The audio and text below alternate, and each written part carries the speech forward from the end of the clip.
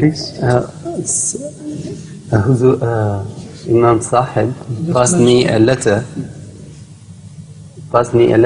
some days ago. That letter I told the press secretary to be handed over to me. Then I thought it's not necessary to read everything. A few things could be chosen and presented. But you have already covered it, haven't you? Yes. Huh? Okay. No, I haven't spoken about it, but I have, of course. You know, I told the press secretary that I would like to. So there's so many, some people write so much in praise and this and that. So I don't want to embarrass myself and others with everything. So I thought I'll pick out a few important things and tell you myself, and then they can be conveyed. Okay? Yes. Right. This is the same letter? No, different. I see. That is the letter from Italy. Which one? Yes. Yes, I know. The gentleman from Italy, he doesn't know about anything about Ahmadiyyat. I remember what he wrote because I read it the day before yesterday. He says that just by chance he happened to catch MTA and he was amazed at what this thing was.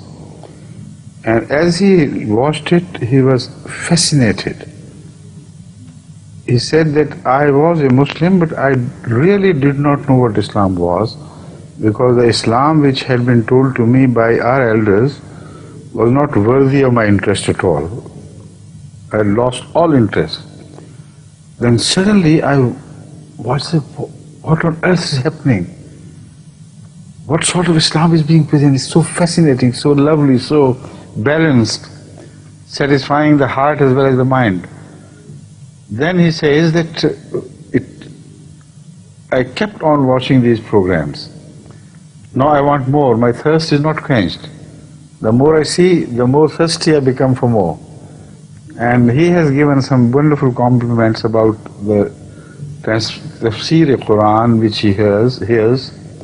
He said, now I realize what the Holy Quran, the beauty of the Holy Quran, as I see it through the eyes of Ahmadiyyah Jamaat. So we are sending him the literature he requires. This is happening everywhere, mashallah. Sometimes the Arabs themselves write, sometimes the Ahmadis write about the Arab friends. And only another day I received a letter from a country where there is a large presence of Arabs in one particular city. When I visited there, some of them came and they seemed to be quite impressed and they became friendly, started coming to our meetings. And then next time I went, they had gone away, completely disappeared. I said, what happened? They told me that there are Pakistani mullahs and Turkish mullahs and this mullah and that mullah. They have been talking things against Ahmadiyyat so much and with such ugliness that they don't even want to say wa alaikum salam to us anymore. So I said, all right, bring at least one of them, let me hear from him. When I heard from him, a gentleman came, and I was amazed to find that he used to be an Ahmadi long ago, and he was carried away with the propaganda himself. So he said, look here, where did Mirza Sahib die? That sort of small filthy things which they spread about Ahmadiyyat and this and that. Then I knew which book he had read. And then I handled him properly. I said, look here, you still call yourself Ahmadi and you seem to be so much impressed by this filthy one-sided propaganda. Tell me, where was your honesty? When you heard it, why didn't you come to us? Why your friends did not come to us and gave us a chance? Hearing one-sided stories and to believe them is one of the worst crimes the Holy Quran has spoken of. So by the end of the session, he seemed to be quite satisfied himself.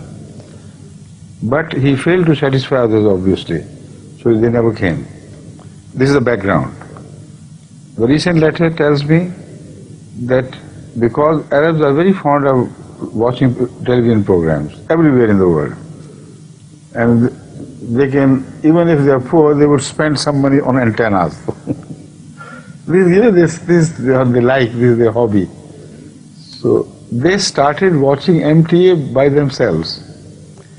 And after watching a few programs, they are completely changed. And they have re-established the contact, and they start coming back, and they say, Liqa Mal Arab has given them a new life.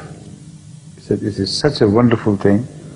Previously, we were completely duped and deceived by anti-Ahmadiyya propaganda, but now watching Liqa Mal Arab, with Arabs explaining things on your behalf, that has completely changed the perspective.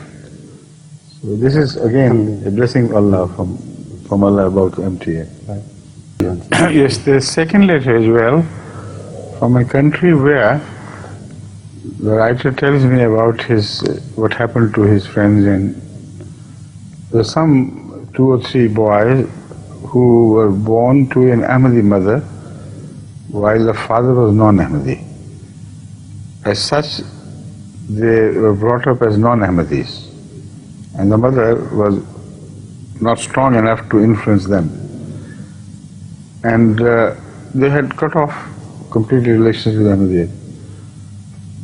When this man came to learn of their history, he started giving them some videos of the Qamal Arab and some Durus here, etc. And after watching just a few, they were filled with enthusiasm. They said, look here, the words were, for the first time in my life I have read the right tafsir of Quran. It straight away sinks into one's heart. So they decided to have their own antenna installed so that they don't miss any of our programs from then on. A friend of the family, a lady, was very hostile to Ahmadiyya. She used to come, and the mother of these boys also go to her house. Now, she didn't know much about the MTA or anything. What happened was, last year she was watching, without knowing that we were Ahmadis, watching my dars Quran during Ramadan. So when she heard of this, that they are going to have an antenna installed, she came running. Said, look here, make haste, Ramzan is about to approach. And then you will hear a program of Dars Quran you would never have dreamed of before. If you want to learn Quran, learn from that station, which I caught last year. I don't know whether they told her or not that it was an Ahmadi station, but she was completely, enamored by the quality of what she saw during the Ramadan. So this is what, with the grace of Allah, what the MTA is doing under Allah's command. And the Arabs who had locked their doors, completely shut off, God is now opening it. And when God opens the doors, then nobody can stop. So inshallah, the mullahs will keep watching with hasrat and wouldn't be able to do anything. See, I'm getting more and more interested and even excited at the prospects of Arabs becoming Ahmadis in large numbers. Because the Arabs have proved their mettle in history. They know how to put everything they have for the sake of Allah. Even during these unfortunate days, when the Muslim world is led by those who really do not understand Islam, who understand other things of the world but not religion, and who do not know science either. So they go on misleading the Muslim message in the name of Allah and in the name of love of Islam. Yet, despite the fact that it is not that lovely Islam which was the Islam of Hazrat Muhammad Rasulullah sallallahu alaihi wasallam, yet the name of Islam is so dear to the Arab youth that they rush forth to offer their lives, their property, everything. The sacrifices offered by the Palestinians for a long time, for instance, and even during the conflict between Iran and Iraq, hundreds of thousands of youth were killed unnecessarily, of course, but only in the name of Islam. They were excited because of Islam. Among the Iranian youth, we hear of stories, two stories, that some mothers raised children, and even the young one who had not become adult, they themselves sent to the army, said, go and get martyred. Although it was a fight between Muslims and Muslims, nobody knows which side was martyred and which side was murdered, but it was the love of Islam. So if they see the light, the truth, not only the Arabs but also the Iranians, who almost became like Arabs after their acceptance of Islam, that is why I am including them, the early partners. If they become, I am sure, the revolution which we are looking forward to, which come close to our doorsteps. And in many places, the Arabs who are getting converted, with the grace of Allah, they are doing a wonderful job, setting excellent example of service, and they don't care what may happen to them. So, Alhamdulillah, when this time is increased, then you will see things happen really. Nowadays we have limited time, only 6.5 hours of this program. In future, inshallah, very soon, not very far away, in 2-3 months' time, we'll have 24 hours program, run round the clock. And some channels will be dedicated to Arabic. And from morning till evening, from evening till morning, they will be able to choose their programs, language program, homeopathic program, and the Islamic programs of all sorts, plus the Quran program, and so on and so forth, discussion programs, the world of Ahmediyya, the views, what is happening here and what's happening there. This is going to, gravitate them so powerfully that I wonder what will happen to the mullahs. That's my only concern left now. Peace be upon them. Peace.